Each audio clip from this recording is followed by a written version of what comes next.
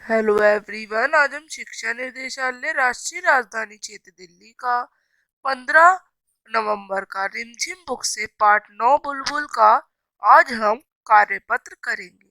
हमने पाठ बुलबुल पढ़कर जाना कि बुलबुल अपना घोंसला छोटे पौधों की पतली जड़ों और सूखी हुई घास से बनाती है।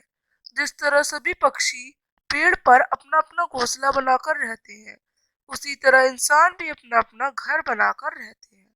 बच्चों, घर बनाने में कुछ चीजें प्रयोग होती हैं, तो आपको घर में प्रयोग होने वाली चीजें बतानी है।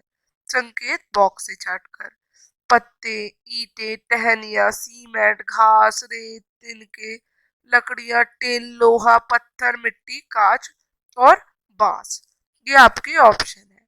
तो ईंटें इस्तेमाल होती हैं, रेत इस्तेमाल होता है, टिन इस्तेमाल होता है, सीमेंट इस्तेमाल होता है, लकड़ियां इस्तेमाल होती हैं, आपका लोहा इस्तेमाल होता है और बांस इस्तेमाल होता है। तो ये सभी चीजें आप लिखेंगे। अब आगे, बच्चों, आपका कौन सा पक्षी फेवरेट है?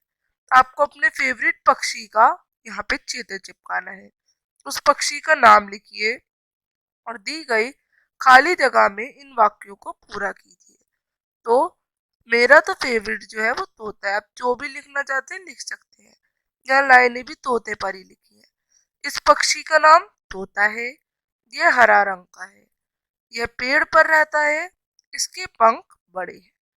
तो बच्चों, आप इस तरह से ये वर्कशीट करेंगे। अब हम मिलेंगे अगली वर्कशीट्स के संग, अगले असाइनमेंट्स के संग। तब तक के लिए बाय। तो बच्चों, आप अपनी बची हुई वर्कशीट्स को भी प्लेलिस्ट से कर लें।